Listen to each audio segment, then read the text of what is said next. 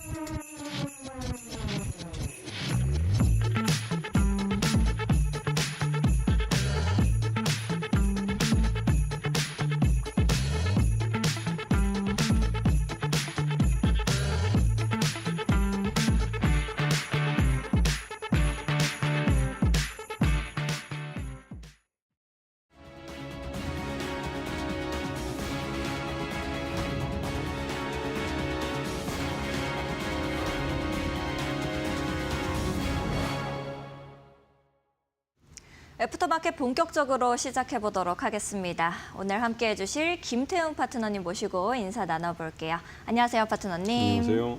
네, 우리 시청자분들께도 인사 좀 해주시죠. 네, 지금 시장이 연일 급등락을 하고 있어서 굉장히 좀 긴장이 되고 있는데요. 우리 시장은 다음 달에 있을 4월 2일 날 미국의 이 트럼프의 이제 상호 관세 이 부과권과 또 한 가지는 이제 3월 31일 날 이후에 있을 공매도 이 이후의 장이 어떻게 될 것인가에 대해서 좀 긴장을 하고 지나가고 있습니다. 그래서 좀 눈치 장세를 보고 있는데요. 여러분들도 눈치를 잘 보시면서 좋은 종목을 이런 기회에 편입을 하셔야 수익을 낼 수 있는 겁니다. 알겠습니다. 우리 파트너님께서 시청자분들께 말씀해 주신 대로 김태훈 파트너님과 함께 투자 전략 똑똑하게 잡아가시면 좋을 것 같습니다. 말씀해 주신 것처럼 이제 급등락을 굉장히 반복하고 있는 시장인데 오늘 시장 상황은 좀 어떻게 보셨는지가 궁금합니다. 마감 상황 좀 어떻게 보셨어요? 지금 시장에서 가장 중요한 건 또 원달러 환율입니다. 네. 이게 뭐 코앞에 떨어져 있는 공매도나 좀 더 가 있는 4월 2일 날 있을 미국의 이제 상호 관세 부과보다도 지금 당장 원달러 환율이 어떻게 움직이냐에 따라서 내수 경기, 즉 이제 인플레이션에 대한 우려도 있고요. 또 수출 물량은 말 그대로 값이 싸지면 뭐 외국 바이어들 말대로 everything is cheap, 한국계 다 싸졌다 이렇게 말을 하면서 수출이 잘 되는 경우가 있죠. 한데 문제는 이 원달러 환율이 지금처럼 계속 급등락을 하고 너무 큰 폭의 변동을 보이면 기업들이 이 구매를 하는 원자재를 구매하는 계약도 그렇고 이 수출을 하는 수출 계약도 그렇고 잘못해서 이게 반대로 포지션을 취하게 되면 안진자에서 굉장히 큰 손해를 본다는 것이죠. 이런 부분 때문에도 이 원달러 환율이 좀 안정화되기를 원하고 있지만 지금 한국은행이 지속적으로 기준금리를 인하하고 있기 때문에 원화 가치가 계속 떨어지고 있습니다. 이런 부분을 좀 감안하셔야 될 것 같고 어제 현대차가 이 미국에 대해서 4년 동안 31조 원을 투자하겠다고 발표한 게 이게 하나의 원인이 돼서 오늘도 현대차뿐만 아니라 현대차의 이 자동차 부품을 납부하는 자동차 부품업체들이 대부분 다 강세를 나타냈습니다. 그런데 돌이켜보면 지금 코앞에 닥쳐 있는 공매도 시기에 주가가 오르지 않고 그 한동안 지난 하반기부터 해서 꾸준히 하락한 종목이 뭐 있나 보면 대부분 다 자동차 관련된 종목들이죠. 왜냐하면 이게 트럼프가 11월 달에 대통령이 된 이후에 계속 그 말해왔던 게 이제 관세에 대한 부분입니다. 그리고 1월 20일 날 이 취임 일성으로 관세를 부과하겠다 했고 실제로 바로 이웃 나라인 멕시코와 캐나다에다 관세를 부과했죠. 그런 것들이 우리 한국같이 수출하는 기업들에게는 굉장히 위협적인 내용이 됩니다. 거기에 가장 타격을 받는 건 역시 자동차였죠. 그런데 어저께 정유선 현대차 그룹 회장님이 이 백악관에 어떻게 보면 적진 한가운데 가 있는 건데 거기서 호기롭게 4년 동안 31조 원을 거기다 투자를 해주겠다고 말하면서 트럼프가 굉장히 마음에 드는 뭐 표정을 지면서 말 그대로 이제 위대한 현대라고 했죠. 위대한 현대죠. 그러면서 말 그대로 이제 이 관세를 내지 않아도 되겠 것이다라는 뉘앙스의 말을 하긴 했습니다. 그런데 일단은 4월 2일 날 가봐야 알겠죠. 전반적으로 그러면서 우리나라 기업들, 수출 기업들 특히 이제 반도체 분야에서 미국 시장은 떨어졌지만 우리나라 기업들은 반도체 관련주들이 오늘도 강한 모습을 보였습니다. 왜냐하면 삼성전자가 HBM3 이 엔비디아 공급망에 들어가게 되면서 이 생산량이 늘어날 가능성이 크고 그에 따라 수혜를 보는 반도체 업체들이 많기 때문이죠. 이게 HBM3뿐만 아니라 CLX 반도체도 마찬가지입니다. 그런 부분을 잘 보시면서 좋은 종목을 잘 찾아야 할 시기입니다. 알겠습니다. 우리 파트너님과 함께 좋은 종목들 선별해보고 싶다 하시는 분들은 끝까지 저희 방송과 함께 해주시면 좋을 것 같고요. 좀 더 하나하나 종목들에 대한 이 의견을 받아보고 싶다 하시는 분들은 하단에 있는 QR코드 이용하시면 되겠습니다. 하단에 있는 QR코드 앞쪽으로 스마트폰 기본 카메라 가까이 가져다 대시면 우리 김태훈 파트너님과 함께 하실 수 있는 링크 하나 뜨게 됩니다. 링크 타고 들어오셔서 좋은 종목들, 전략들 받아가시면 좋을 것 같고요. 나는 QR코드가 좀 어렵습니다 하시는 분들은 100원의 유료 문자 이용하시면 되겠습니다. 샵 3772번으로 김태훈 이렇게 딱 세 글자 보내주시면 파트너님과 함께 하실 수 있는 방법 저희가 문자 메시지 답장으로 보내드리고 있습니다. 더 편하신 방법 이용하시면 되겠습니다. 자, 좀 더 우리 시장을 정확하게 그리고 세밀하게 살펴보기 위해서 파트너님께서 섹터별로 좀 나눠오셨다고 들었는데요. 첫 번째 강세 섹터는 어떤 거 가지고 오셨을까요? 네, 역시나 지난주에도 한번 설명을 드렸지만 HBM 쪽이 이게 삼성전자가 이 엔비디아 공급망에 뛰어들면서 네. 말 그대로 분위기가 완전히 달라졌습니다. 이 부분은 우리가 반도체 하면 우리나라는 이제 메모리 반도체 쪽에 강한데요. 삼성전자가 주로 D램과 낸드를 만들어서 전 세계적으로 어마어마하게 돈을 벌어왔습니다. 근데 이 시장에도 메모리 시장에서도 HBM이라는 새로운 상품이 나왔고 그 곧이어서는 CX 반도체라는 새로운 상품이 나옵니다. 이게 다 인공지능 AI 반도체가 나오면서 변화된 시장인데요. 이 시장에서 HBM은 점점 메모리 반도체 시장 내에서 시장 파이를 늘려가고 있고 그 시장에서 SK하이닉스가 작년 실적 기준으로 삼성전자를 뛰어넘었습니다. 네. 그만큼 SK하이닉스는 대비를 했고 삼성전자는 여전히 D램과 낸드 같은 과거에 잘 나가던 쪽에 집착하다가 기회를 놓친 것이죠. 하지만 후발주자라고 할 수 있는 삼성전자, 이 삼성전자를 놓고 후발주라고 하는 게 좀 우습긴 한데 그 삼성전자가 와싱상담하고 이번에 다시 복귀할 것 같습니다. HBM3 8단짜리에 대해서 엔비디아에서 이 납품 승인을, 그러니까 양산 승인을 해줄 것 같은데요. 그렇게 되면 삼성전자에 딸려 있는 이 식구들, HBM 관련주에서 나와 있는 이런 종목들이 대부분 다 실적들이 좋아질 가능성이 큽니다. 특히나 가장 먼저는 장비주들이 좋습니다. 왜냐하면 삼성전자가 HBM3 반도체를 납품하기 위해서는 우선 라인을 깔아야 됩니다. 그 라인을 새로 양산 라인을 깔고 그 양산 라인을 태우면서 수율을 잡아야 되기 때문에 양산 라인을 까는 그 장비들, 그 장비 업체들이 먼저 수혜를 보게 되는 것이죠. 그런 면에서 뭐 이오테크닉스나 DI, PSK 같은 종목들은 양산 라인에 들어가는 장비주로서 먼저 관심을 갖고 보셔야 될 종목들이고요. 이오테크닉스는 말 그대로 HBM 공정에 들어가는 레이저 공정에 들어가는 마킹기를 만드는 업체고 DI 같은 경우 되게 유명한 그 반도체 후공정의 검사 장비를 만드는 업체인데 이 업체도 HBM3 검사 장비 이미 완료를 했습니다. 그리고 PSK는 반도체 전공정 웨이퍼 검사 장비로 여기도 역시나 HBM3 양산일 때 수혜를 보는 종목이 되는 것이죠. 알겠습니다. 이렇게 좀 종목들까지도 설명을 해주셨는데 이 양산이 2분기 그리고 네. 또 하반기 이렇게 예상이 된다라고 하면은 실제 이런 일정들이 시장에는 어떤 영향을 주게 되는지 이런 부분들 궁금하실 것 같아요. 그 작년 같은 경우 삼성전자가 이제 HBM3 양산을 엔비디아 거 탈 거라고 말은 많았는데 이게 네. 계속 된다 안 된다만 하면서 천기백기 게임이네요. 네, 그러니까 이게 투자자들 굉장히 많이 실망을 시켰습니다. 그 사이에 SK하이닉스는 저만치 도망가고 20만 원이 넘어 주가가 훌쩍 넘어가 버렸죠. 그래서 삼성전자에 투자하신 분들이 굉장히 분노를 많이 했습니다. 근데 이번에 이제 삼성전자 주총을 앞두고 주가가 좀 반짝 올라주면서 좀 약간 더 누그러지긴 했지만 여전히 HBM3에 대한 양상 승인을 엔비디아가 언제 해주냐에 따라서 삼성전자의 실적이 달라질 수가 있는 것이죠. 그래서 이 부분은 아직까지 삼성전자도 엔비디아도 승인을 해줬다라는 말이 안 나오고 있습니다. 이번에 뭐 이 그 GTC인가요? GTC 2025 네. 행사에서 그에 대한 게 나올 줄 알고 삼성전자의 이 반도체 관련된 종목에 있는 이 고위 관료들이 다 그 간부들 그 여기에 이제 행사에 참여했는데 그 답을 못 받아왔습니다. 뭐 문제가 있는 건지. 하지만 삼성전자가 HBM3 양산을 태워야만 엔비디아도 납품 단가를 낮출 수 있고 SK하이닉스의 목매달아서 자기네 AI 가속기 수량을 제대로 뽀뽀하는 그런 상황에서 벗어날 수 있기 때문에 네. 어떤 식으로든 삼성전자가 HBM3 8단짜리 양산에 타기를, 그러니까 참여하기를 엔비디아도 학수고대하고 있는 상황이죠. 네. 그럼 이렇게 삼성전자가 엔비디아랑의 협력을 강화한다라고 하면은 일단 경쟁사 네. 이제 대비해가지고 네. 어떠한 강점을 가지게 되나요? 일단 무엇보다도 지금 SK하이닉스가 독점하고 있습니다. 독점하다 보니 이게 우스갯거리로 옛날에 우리가 예전이라는 게 이제 2019년인가 그때 일본이 우리가 원재료하고 이 소재를 보내줄 때 얘들이 생산할 수 있는 생산 캐파에 맞춰서 우리가 어떠한 삼성전자나 뭐 이런 애들이 이 양산을 할 수 있었습니다. 그것처럼 SK하이닉스가 HBM3 8단짜리를 얼마큼 만들어낼 수 있는지에 따라서 이 엔비디아가 자기네 AI 반도체를 찍어낼 수가 있는 거예요. 이게 우스갯소리 같이 들리지만 실제로 그랬습니다. 그리고 SK하이닉스는 매 분기마다 계약을 할 때 이거 양산 수율 잡기 어렵다. 가격 올려달라. 계속 주는 소리 징징거리면서 그러면서 결국은 엔비디아가 계속 가격을 올려주면서 결국은 SK하이닉스가 이번에 사상 최대 실적을 올리는 결과를 가져오게 됐죠.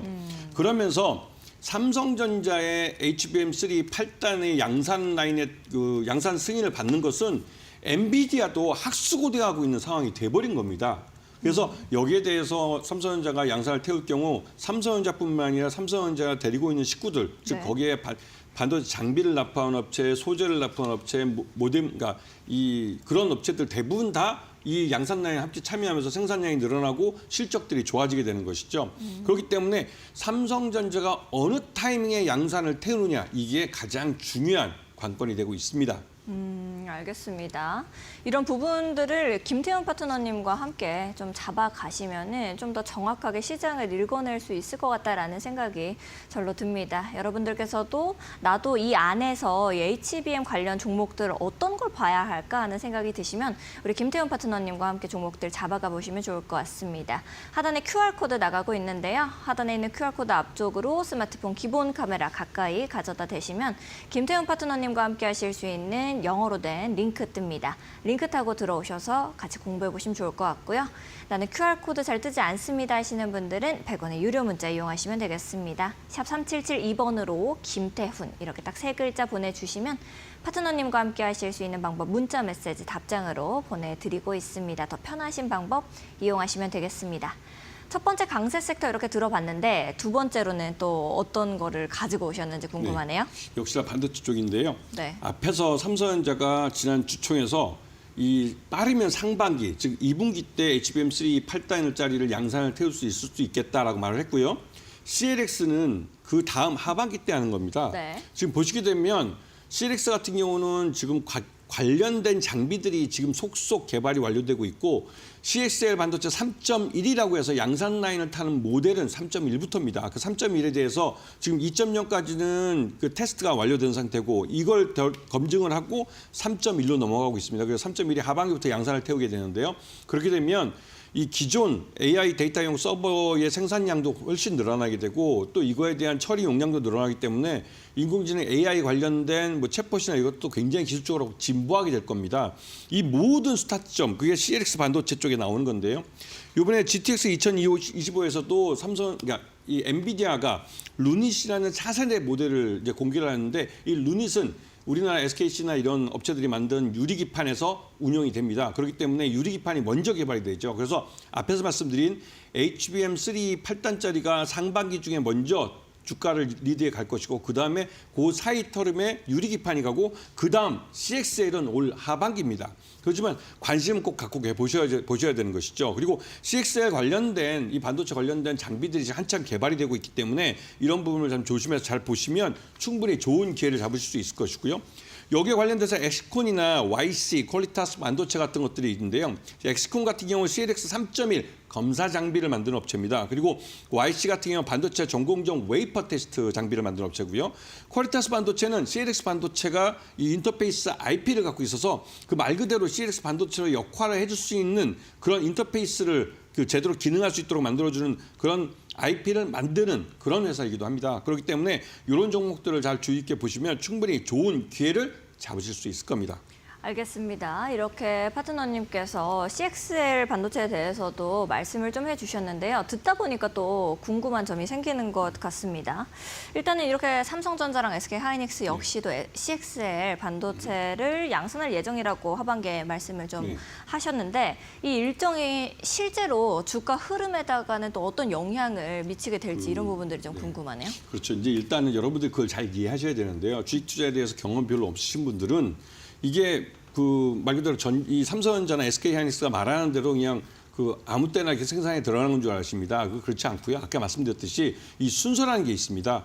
올 상반기에 삼성전자 주총에서 관련된 그 반도체 장비 쪽, 그러니까 반도체 쪽 그 임원이 말하기를 상반기 중에 빠르면 상반기 중에 엔비디아로부터 양산 승인을 받을 가능성이 크고 늦어도 하반기에는 양산을 태울 것이다 해서 HBM3에 대해서 삼성전자가 공급망에 뛰어든다는 건 공식화됐습니다. 그 시기만 남은 것이죠. 빠르면 그 2분기이기 때문에 6월 말 이전에 양산을 태울 것이고요. 그리고 늦어도 하반기에 양산을 태운다는 걸 생각하셔야 됩니다. 그리고 그 사이에 중간에 분명히 말씀드리지만 이 그 유리기판 SKC에서 이제 양산을 한다는 그 유리기판이 그 사이의 테마로서 하는 역할을 해줄 겁니다. 브릿지가 되는 것이죠. 그리고 하반기 되는 CLX 반도체가 바로 관련된 장비들이 그 사이에 장비들이 먼저 깔리고 그 장비들이 깔린 상태에서 테스트를 한번 돌려보고 거기서 수율이 잡히면 하반기부터 본격적으로 양산을 태우게 됩니다. 그 이후 순서를 잘 생각하셔서 포트폴리오에서 초기에는 HBM3에 관련된 비중을 넓히고 그다음에 그 SK하이닉스나 이런 종목들 같이 유리기판 관련주들을 또 포함을 하시면서 그 다음에 하반기로 들어갈 때 이런 CLX 반도체 관련된 장비주들을 편입하시면 충분히 좋은 수익을 꾸준하게 챙겨가실 수 있을 겁니다. 알겠습니다. 그러면 이렇게 CXL 반도체 공급망 내에서 우리 국내 업체들이 차지하는 경쟁력은 좀 어느 정도일까요? 그 말 그대로 HBM과 좀 다른데요. 중국 네. 같은 경우 HBM3까지는 따라왔습니다. 오. 하지만 삼성전자처럼 3E에 대해서는 굉장히 어려운 그 기술적 문턱이 있죠. CLX 같은 경우 전 세계적으로 우리나라 기업들만 양산에 대한 즉 그 CXL 1.0과 2.0에 대한 검증을 통과했습니다. 중국은 아직 시작도 못했죠. 왜냐하면 이게 HBM3에 대한 그 어느 정도 기술적인 이런 축적이 있어야만 CLX도 할 수 있는 겁니다. 예전에도 한번 제가 설명드렸듯이 HBM3는 HBM 반도체는 그 D램을 적층해서 쌓는 겁니다. 쌓은 상태에서 위에서 아래로 관통시키는 전선을 통해서 데이터들이 이동할 수 있게 만들고 이러한 것을 갖고 AI 반도체와 함께 일을 하면서 연산을 굉장히 많은 데이터들을 처리할 수 있게 해주는 것이죠. 하지만 CLX 반도체는 다릅니다. CLX 반도체는 이 평면상에서 이 D램이나 이런 것들 분산되어 있는 D램들을 이 말 그대로 AI 데이터가 일을 할 때 함께 일할 수 있도록 그 타이밍을 맞춰주는 거죠. 예전 같으면 쉽게 말하면 그 CPU에 딸려 있는 D램들이 막 일할 때 GPU에 딸려 있는 D램들은 놀고 있습니다. 하지만 이 CLX 반도체가 중간에 관여할 경우에는 이 CPU 반도체가 막 열심히 일할 때 이 GPU 놀고 있던 GPU의 반도체도 함께 일을 할 수 있게 해주는 것이죠. 그러면 이 AI 반도체에 들어가는 이런 그 CPU가 굉장히 더 많은 연산과 더 빠른 연산을 해낼 수가 있는 겁니다. 이렇듯이 우리 한국 기업들은 관련된 기술을 갖고 있기 때문에 여기서 한 발 앞서 있는 거고 중국 업체들은 아직 시작도 못했습니다. 그렇기 때문에 우리가 최소한 1년 정도의 초격차를 갖고 중국 업체들에 앞서 있는 거고 때에 따라서는 2, 3년 앞서 있다고 볼 수가 있는 분야가 CLX 반도체죠. 그렇기 때문에 최초에는 우리 한국 업체들을 잡으셔야 되는 겁니다. 알겠습니다. 우리 파트너님께서 이렇게 반도체 업황에 대해서 자세하게 설명을 해주셨는데요. 여러분들께서도 많은 참고가 되셨으면 좋겠습니다. 저희는 현재 350까지 활발하게 거래가 이루어지고 있는 넥스트레이드 종목들을 보고 있는데요. 지금은 가격이 어떻게 흘러가고 있는지 살펴보겠습니다. 코스피 시가총액 상위 종목들부터 살펴보겠습니다. 삼성전자, SK하이닉스, LG에너지솔루션 나란히 이렇게 상승폭 가져갑니다. 삼성전자 2.34% 상승세 가져오면서 61,200원에 거래되고 있습니다. SK하이닉스 역시도 2%대 상승세 보여줍니다. 2.64% 상승하면서 213,500원에 거래되고 있습니다. LG에너지솔루션 6.86% 상승 흐름 가져오면서 358,500원에 거래됩니다. 삼성바이오로직스는 0.47% 약보합권입니다. 106만 9천원에 거래됩니다. 현대차는 1.36% 상승하면서 22만 3천원에 거래되고 있습니다.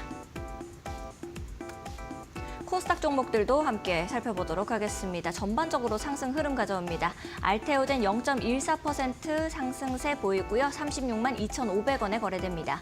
에코프로 형제들 나란히 상승합니다. 3.72% 상승하는 에코프로 BM 11만 1,500원, 에코프로 1.53% 상승하면서 5만 9,600원의 가격 형성하고 있습니다. HLB는 0.18% 약보합권이고요. 5만 5,200원에 거래됩니다. 레인보우 로보틱스 1.29% 상승하면서 27만 4천원의 가격 만들어내고 있습니다.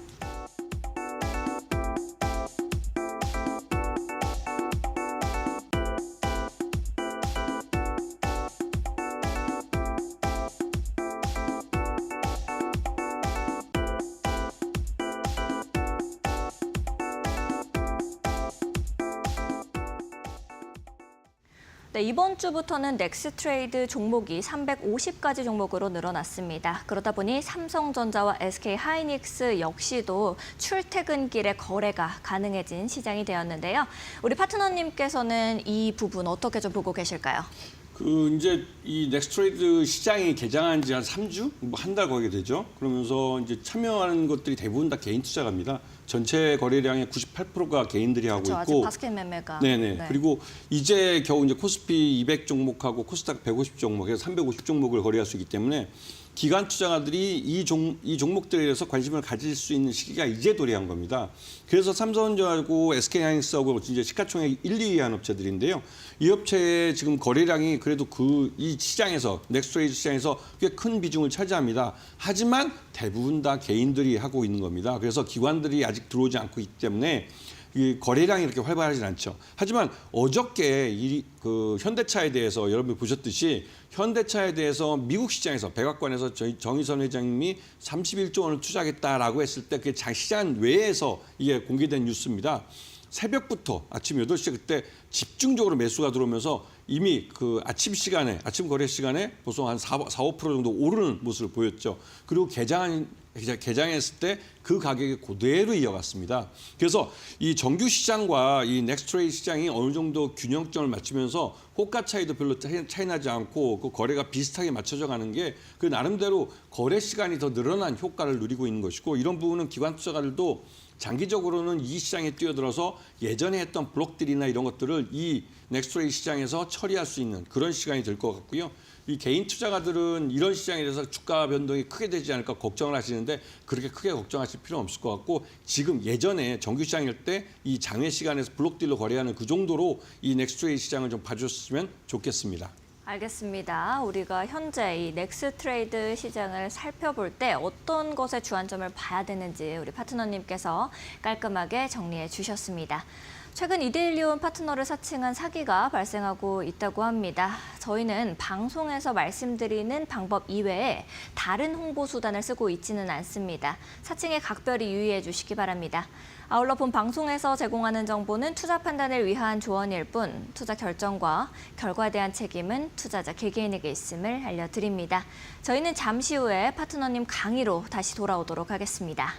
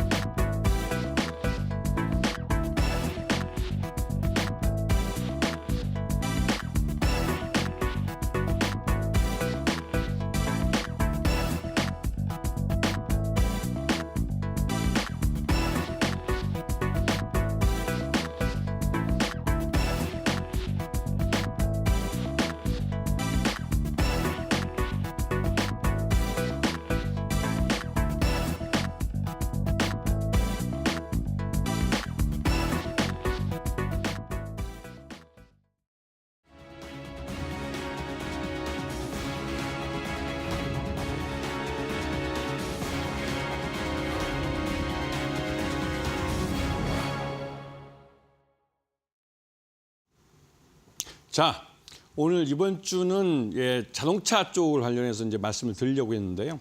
어저께 뉴스를 듣고 이제 아침 방송부터 해서 뉴스가 나오는 거 보시면 깜짝 놀랐을 겁니다. 이 정의원 원장님이 이 백악관에 들어가서 미국에서 4년 동안, 즉 트럼프 임기 동안 4년 동안 31조 원, 이 굉장히 큰 돈을 투자하겠다고 한 것인데요. 민간 기업이 이 정도 투자해 주는 것도 대단한 것이지만 트럼프가 등 뒤에서 웃으면서 이제 굉장히 대단한 기업이라고 이제 칭찬을 하고 하는 이유가 있는 겁니다.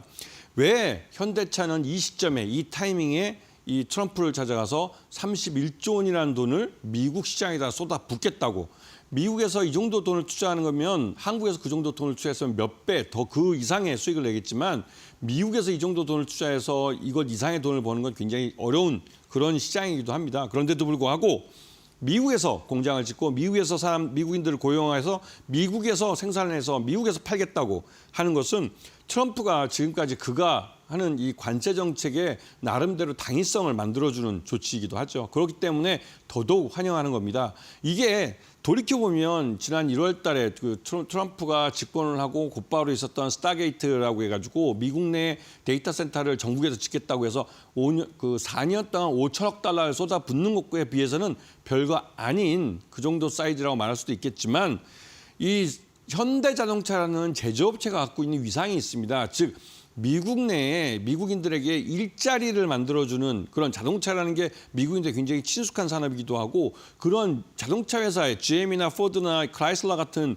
미국 자동차 회사에서 근무했던 미국인들이 많은데 그런 사람들에게 다시 현대와 기아차에서 일자리를 주겠다는 겁니다. 그렇기 때문에 이게 갖고 있는 의미가 굉장히 큰 것이죠.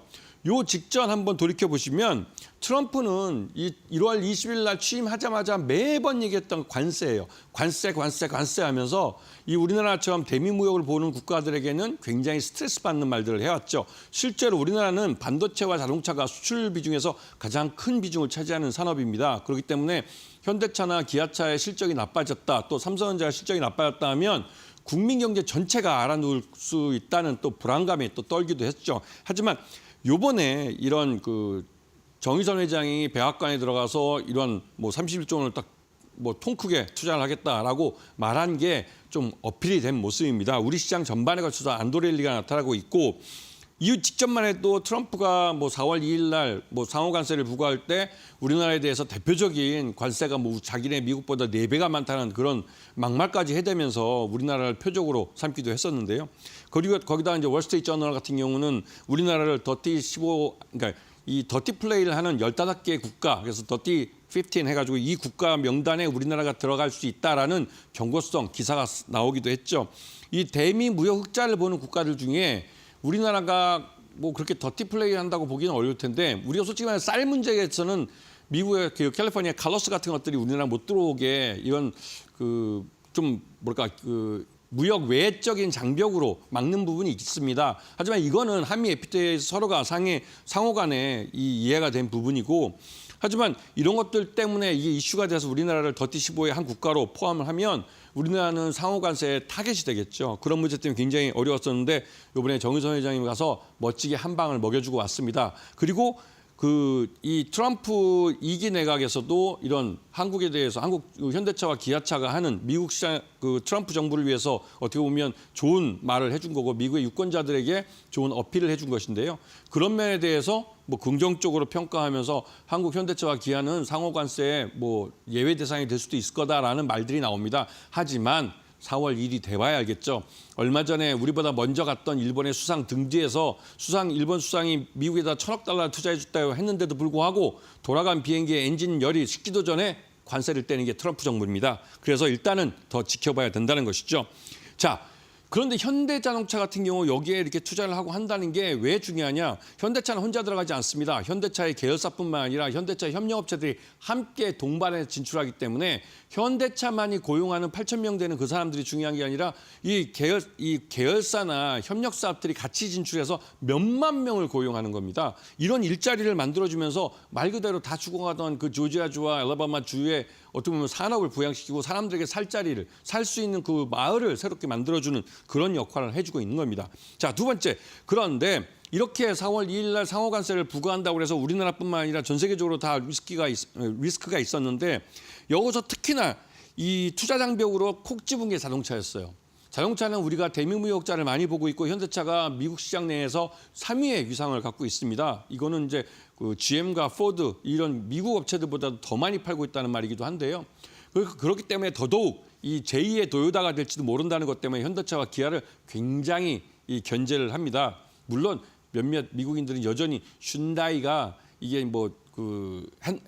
혼다 서비스 같은 발음이 잘 안 돼서 일본 기업으로 아는 사람들도 있지만 이 현대모터스는 한국 기업입니다. 그래서 이런 한국 기업이 새로운 미국 시장을 잠식해가는 그런 마켓플레이가 되지 않도록 견제를 하려는 심리도 있지만 이미 현대차도 기아도 많이 컸습니다. 그렇기 때문에 함부로 견제하기는 어렵고 오히려 미국인들에게 일자리를 주는 그런 일자리를 만들어주는 기업으로 미국인들에게 새롭게 이제 인식이 되고 있고 그에 따라서 미국 시장에서 제대로 된 수익을 낼 수 있도록 미국 시장에 아예 들어가서 미국 시장에 공장을 짓고 이 사업을 하겠다는 어떻게 보면 이 정의선 회장님이 좀 제대로 한 방을 먹인 건데요. 이것 때문에도 전반적으로 미국 내에서 현대차에 대한 인식은 굉장히 좋아졌습니다. 그런데 문제는 이렇게 큰 자금이 미국에 투자되는 동안 우리나라의 울산 공장이나 한국의 현대차의 공장들이 과연 사람 우리 아이들에게 좋은 일자리를 만들어줄 수 있는 기회가 있을지 이런 부분은 약간 걱정이 되긴 합니다. 자, 넘어가시면 현대차 그룹이 이제 대미 투자를 하겠다는 게 이게 총 210억 달러입니다. 약 31조 원인데요. 이 중에서 한 86억 달러는 자동차 생산 분야, 즉 현대차와 기아의 조지아주 공장이나 새로 짓는 이 공장에서 생산하는 그 자동차 양산 수량을 늘리겠다는 건데요. 이게 지금 현재 한 80만 대 정도 될 겁니다. 근데 이거를 120만 대로 해서 늘리겠다는 것이고, 그에 따라서 미국 지역에 동반 진출한 우리나라 자동차 부품업체들도 이제 증설을 해야 될 문제가 생겼어요. 일단 조지아주 공장에 새로 만든 메타플래트 아메리카라는 그 공장은 연산 30만 대의 전기차 전용 공장이었습니다. 하지만 지금 아시다시피 전기차 캐즘 때문에 전기차를 그만큼 생산하기 어렵기 때문에 이번에는 한 그 하이브리드 차와 함께 홀류 생산을 하기로 했죠. 그래서 그렇기 때문에 이제 거기에 같이 진출했던 자동차 부품업체들은 생산 수량을 맞추지 못해서 적자가 날 기회가 이제 가능성이 높았었는데 이번에 현대차 정유선 회장님이 그 120만 대 체제를 만들겠다 하면서 말 그대로 이제 생산을 증설을 하고 또 생산량을 늘리게 되면서 오히려 자동차 부품업체들에게는 기회가 된 그런 사례가 될 수도 있습니다. 그리고 여기에 현대제철이 전기로지만 제철소를 짓겠다고 했습니다. 이거는 워낙 120만 대까지 늘리면 거기에 들어가는 그 철판이나 냉연 강판이나 이런 것들이 많이 필요하기 때문에 직접 미국 내 제철소를 지어서 미국 내 생산해서 물류 비용이나 이런 거면 유리하기 때문에 직접 대응을 하겠다는 것이죠. 그런데 중요한 점은 얼마 전에 그 US 스틸이 그 신일본 제철이 US 스틸을 인수한다고 해서 미국인의 자존심을 건드렸다고 말이 많았지 않습니까? 우리는 아예 여유 있게 우리가 돈 들여서 우리 제철소가 니네 미국 나라 땅에 가서 제철소를 지어서 미국인들 고용해 줄게 하는 겁니다. 이거에 또 이 루이지애나주에 만들어준다고 그래서 이 트럼프 대통령이 이제 만면의 그 미소를 지으면서 멈칫척을 했죠. 근데 그만큼 이 현대자동차가 그러니까 통 크게 베팅을 한 겁니다. 진짜 잘한 거고요. 그리고 한편으로 63억 달러를 들여서 미래 산업 분야, 이게 이제 로봇, 인공지능, 그다음에 또 이런 하여튼 이런 인공지능이나 이런 분야에 대한 자율주행 이런 분야에 대한 투자를 하겠다는 건데요. 이 63억 달러에 든 투자가 단순히 이 적자를 보는 지금 R&D를 위한 투자로 끝나지 않고 현대차는 이걸 갖고 미래 먹거리를 만들겠다는 겁니다. 이런 면에서 현대차가 제대로 길을 가고 있는 것이고 여기에는 이런 공장들의 에너지원을 공급해주는 SMR도 들어갑니다. 이 부분은 현대건설과 현대엔지니어링이 함께 들어가서 이 SMR은 세계 최초로 만드는 케이스가 될 가능성이 높습니다. 지금 현재 SMR 같은 경우 미국에서도 설계는 돼 있지만 이거를 실제로 그러니까 건설을 해본 경험이 없는데요. 이런 부분에서 관심을 갖고 잘 보셔야 되고 여기에는 현대차뿐만 아니라 현대차의 계열사 그리고 현대차의 협력사들이 모두 들어가고 있다는 부분 잘 기억하시고 이 기업들이 돈을 벌 거라는 사실을 기억하셔야 됩니다. 자, 이건 작년 그 표를 보시게 되면 아시겠지만 작년에 그 미국 자동차 시장의 브랜드별로 이 판매량을 보여준 겁니다. 1등이 GM이고 미국 자동차입니다. 2등이 도요타입니다. 네, 3등이 포드고 역시 미국 차죠. 4등이 우리 현대 기아차입니다. 그만큼 현대 기아차가 미국 시장은 우리나라의 제2의 내수 시장만큼 잘 공략하고 있다는 걸 보여주고 있는 것이죠. 자, 자동차주를 공략하는 방법을 말씀드리겠습니다. 현대차와 기아차의 협력사인가? 이거는 우리나라 국내 내수 시장만 봐도 현대차와 기아가 독과점 시장입니다. 그렇기 때문에 여기에 협력업체로 들어가 있는 그 업체가 공급량을 늘릴 수 있는 기회를 가지는 것이죠. 그리고 내연기관 부품 쪽에서 지금 내연기관 쪽은 지는 해입니다. 지금 뜨는 애는 전기차하고 수소전기차 쪽이기 때문에 이런 쪽의 부품으로 갖고 있는 업체들을 잘 찾아보셔야 되는 것이고 그리고 수익성. 자동차 부품업체들은 좀 특징이 있는데 수량에 따라서 이 마진이 달라집니다. 수량이 많아서 매출 외형이 1조가 넘는 기업도 따지고 보면 내용을 살펴보면 수익성은 몇백억 수준밖에 안 됩니다. 이 정도면 전자 쪽에서는 사업 접는다고 합니다. 하지만 자동차는 그 특징이 있죠. 왜? 납품할 때가 뻔합니다. 현대차하고 기아밖에 없는데 어디서 그 마진을 더 달라고 합니까? 못하죠. 하지만 전기차하고 수소전기차는 다릅니다. 현대차도 기아차도 자동차를 생산하기 위해서는 이 전기차하고 수소전기차를 생산하기 위해서는 부품을 만들어서 납품하는 업체가 있어야 됩니다. 그렇기 때문에 전기차와 수소전기차에 대한 부품 업체에는 뭔가 베네핏을 주고 있는 것이죠. 자, 이런 회사들을 잘 체크해서 찾아보시면 충분히 좋은 기회로 여러분들이 현대차와 기아와 거래하는 자동차 부품주에서 기회를 잡으실 수 있습니다. 알겠습니다. 우리 파트너님께서 이렇게 기법에 대해서 좀 말씀해 주시면서 시장을 어떻게 읽어내야 되는지 말씀을 해주셨는데요.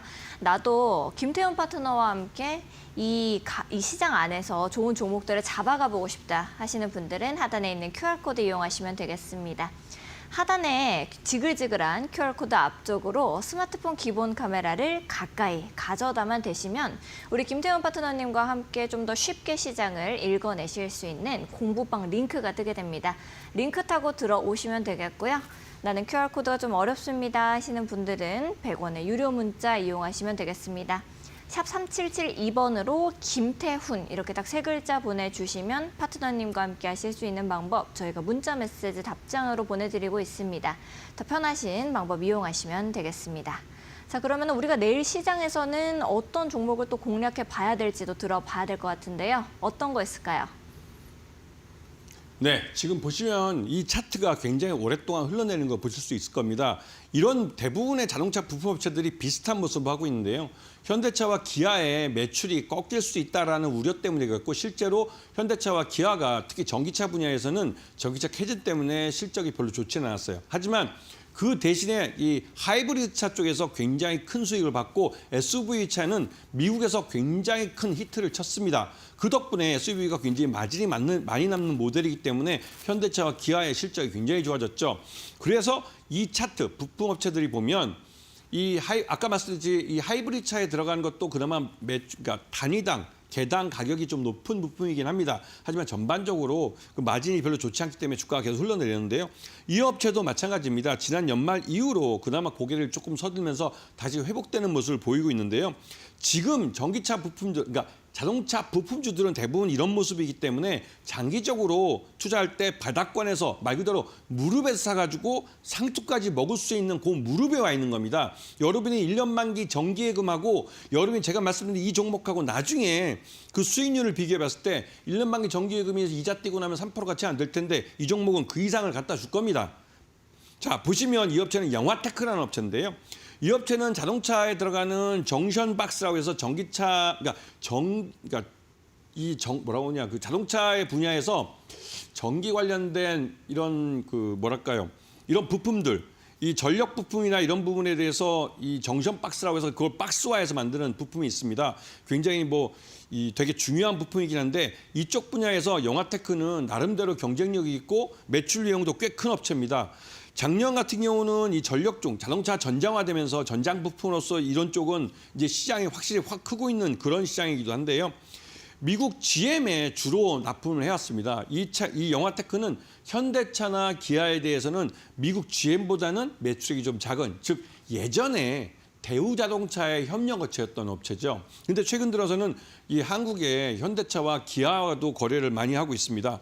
그러면서 또 한 가지 문제는 이제 이 영화테크는 현대차와 장기 공급을 계약을 맺으면서 실적도 조금씩 늘어나고 있는데 요 찰나에 그 멕시코에 만들었던 공장, 이 공장은 이제 기아 자동차에 부품을 납품하는 공장인데 그리고 또 물론 GM에다가도 미국 본사죠. 미국 그 GM에다가도 부품을 납품하는 업체인데 여기에 이제 멕시코 공장이 요번에 여러분도 아시겠지만 트럼프의 관세 대상이 되는 지역에 공장이 있습니다. 그것 때문에 이게 또 한 방 또 먹긴 먹었죠. 그리고 이 업체는 인도 첸나이에도 공장을 갖고 있는데요. 여기 첸나이가 바로 현대차가 인도 시장을 노리기 위해서 굉장히 좀 그 투자를 많이 늘리고 있는 그런 시장이기도 합니다. 여기에 공장을 갖고 있기 때문에 이런 부분 때문에 현대차하고 협력을 늘어나고 있고 이런 부분에서 실적이 좋아질 가능성이 높은 종목입니다. 그래서 매수가는 8,000원. 이 부분은 충분히 그 분할 매수하면 더 싸게도 살 수 있습니다. 이 부분을 분명히 기억하시고 손절가는 7,500원입니다. 그다음에 목표가는 13,000원인데 왜 매수가하고 목표가를 봤을 때 그 차이가 별로 크지 않느냐? 앞에서 말씀드렸지만 이 자동차 부품 쪽은 마진이 높지 않습니다. 그렇기 때문에 마진이 높지 않기 때문에 이 업체의 그 기업 가치가 그렇게 높지는 않죠. 그런 부분을 잘 감안하셔야 되고요. 자, 두 번째 종목 말씀을 드리겠습니다. 두 번째 종목도 현대기아차의 협력업체고 이 업체는 현대기아차 1차 협력업체입니다. 그리고 내연기관 쪽 배기가스 우리가 우리 속된 말로 마후라라고 그러죠. 마후라를 만드는 업체인데요. 컨버터와 머플러라고 이제 영어로 합니다. 이거 머플러 만드는 회사고 작년 매출액이 1조 8천억이나 되는 회사입니다. 자동차에서 1조 8천억이면 굉장히 큰 부품업체죠. 그런데 영업이익은 달랑 606억입니다. 매출액이 1조 8천인데 그리고 당기순이익도 340억 정도밖에 안 됩니다. 그래서 이 업체는 지금 아시다시피 전반적으로 이 전기차로의 전환을 위해서 전기차 부품 쪽으로 하고 있고요. 또 계열사인 SJ 세종의 전장 자회사인 SJG 아센텍이 이번에 IPO를 합니다. 그런 부분 때문에 관심권에 놓고 보셔야 되고 매수가는 4,500원, 손익가는 4,300원 짧게 보시고 목표가는 6,000원 정도 제시해드리고 하겠습니다. 알겠습니다. 우리 파트너님께서 이렇게 종목만 말씀해 주시는 것이 아니라 가격선을 어떻게 잡으면 될지까지도 세밀하게 잡아주셨습니다. 여러분들께서도 이 종목 언제 사서 언제 팔지? 이런 고민들 있으신 분들은 언제든지 들어오셔서 우리 파트너님과 함께 가격 전략 잡아가시면 좋을 것 같습니다. 좀 더 자세하게 내가 대응 전략을 받아가 보고 싶다 하시는 분들은 하단에 있는 QR코드 타고 들어오시면 되고요. 그리고 마지막으로 또 파트너님께서 준비해온 종목 하나 더 있으시다는데 어떤 건지 들어볼 수 있을까요? 네, 이 바로 현대차입니다. 현대차가 지금 여러분 볼 때는 어째 그제 뭐 이틀 동안 급등을 했기 때문에 여기서 먹을 게 있을까 하시는 분이 있겠지만 지금 급등한 분야에서 차익실현 매물이 잠깐 나와서 흘러내린다면 그 파란색 음봉은 여러분에게 싸게 살 기회를 주는 그 종목이라는 걸 기억하셔야 됩니다.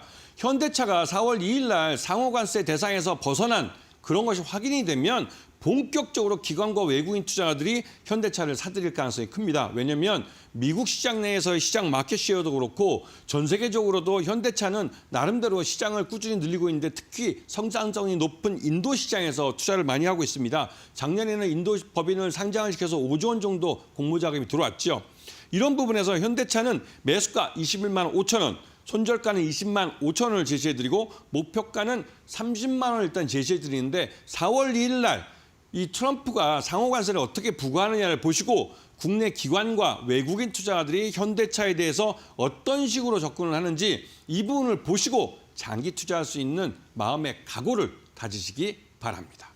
알겠습니다. 아무래도 트럼프가 상호관세에 대해서 뭐 보류를 할 수도 있다라고 말하기도 했고 또 이러다 보니까 시장의 관세 영향을 너무나 많이 받고 있는데요. 내가 어떤 종목을 더 봐야 할까? 가격선은 어디서 우리가 정리를 해야 될까? 이런 고민들은 우리 김태훈 파트너님과 잡아가시면 좋을 것 같습니다.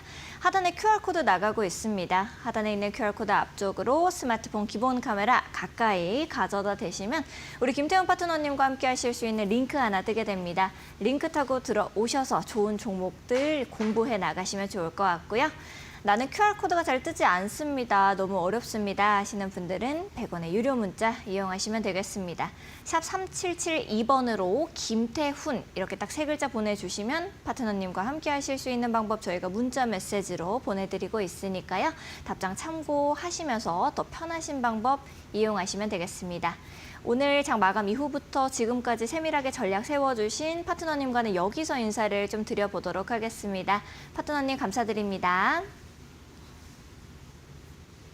오늘 저희가 준비한 소식은 여기까지입니다. 저희는 더욱더 알찬 내용들과 함께 내일 오후 4시 다시 여러분들을 찾아뵙도록 하겠습니다. 시청해주신 여러분 고맙습니다.